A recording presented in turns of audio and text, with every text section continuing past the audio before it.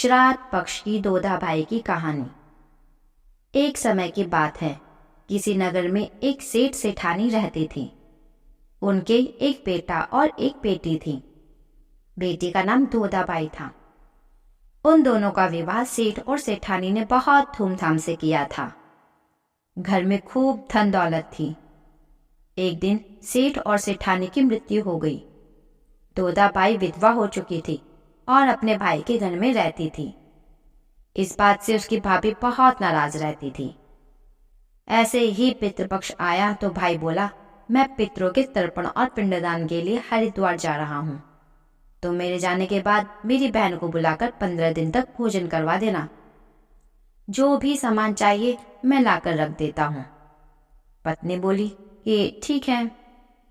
सामान लाकर रखने के बाद वो हरिद्वार चला गया।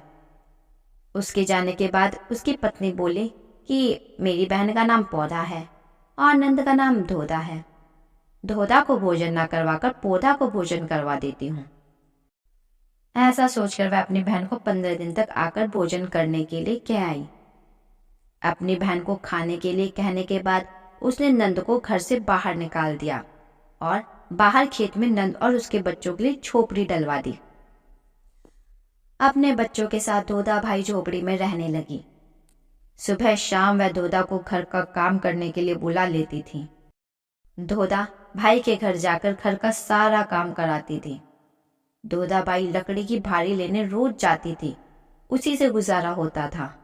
परंतु भाभी ने काम के लिए बुलाया तो उसने लकड़ी की भारी लाना छोड़ दिया। काम के बदले में भाभी बचा कुचा खाना उसे खाने को दे देती थी।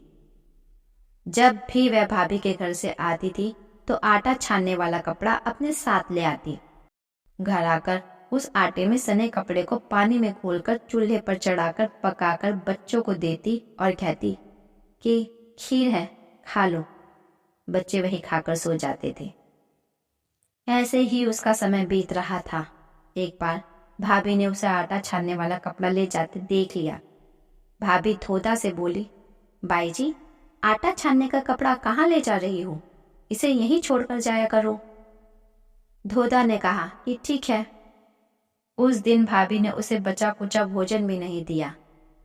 भाभी बोली, कल आपकी माँ का श्राद्ध है, बिना बुलाए तो आना मत। हाँ, आंगन में लगा ये पीपल का पेड़ अगर अपनी जगह से हिले तो आना। ये सुनकर धोधा बेहद दुखी हुई और रोती रोती अपने घर चली गई। घर पहुंचे तो बच्चे बोले, माँ भूख लगी है, कुछ खाने को दो। वह बच्चों से बोली कि बेटा, आज हम सबका उपवास है, इसलिए खाना नहीं खाना है, आज भूखे ही सो जाओ। अगले दिन बच्चे बोले कि माँ, मामी ने कहा था कि आज नानी का श्राद्ध है, तो चलो वहां चलते हैं।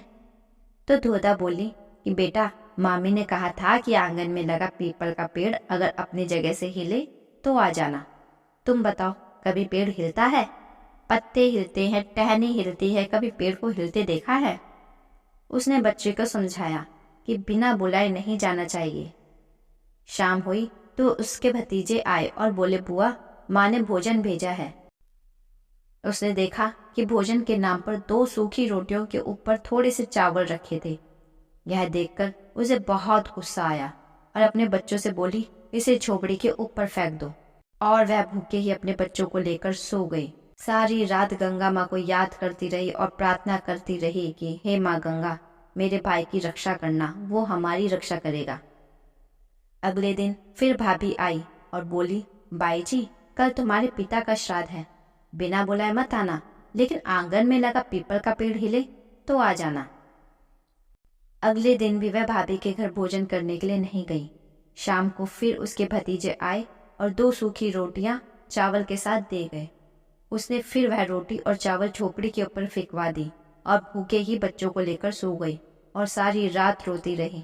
माँ गंगा से प्रार्थना करती रही कि हे माँ गंगा, मेरे भाई की रक्षा करना, वो हमारी रक्षा करेगा। इस तरह पितृपक्ष के 16 दिन बीत गए। उसका भाई वापस आया तो उसने देखा कि उसके घर के आंगन में कीचड़ ही कीचड़ भरा हुआ है। उसने अपनी पत्नी से पूछा कि इतना कीचड़ क्यों है?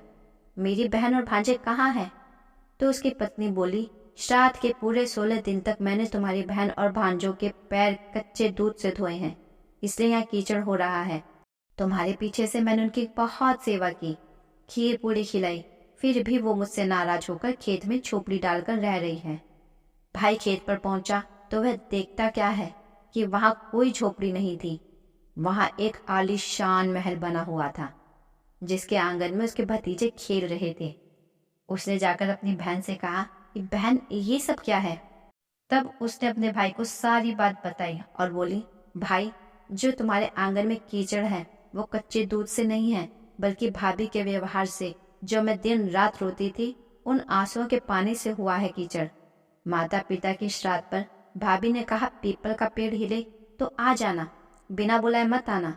पीपल का पेड़ हिला नहीं तो हम गए नहीं, और शाम को उन्होंने 2 रोटी और चावल भिजवाए, जिसे मैंने गुस्से में झोपड़ी के ऊपर फेंक दिया था। माता पिता के आशीर्वाद तुम्हारे साथ और गंगा मैया की कृपा से ये सूखी रोटियां सोने में और चावल हीरे मोतियों में बदल गए, जिसके प्रभाव से ये सब हुआ है। भाई ने अपनी बहन से अपनी पत्नी की गलती की माफी मांगी।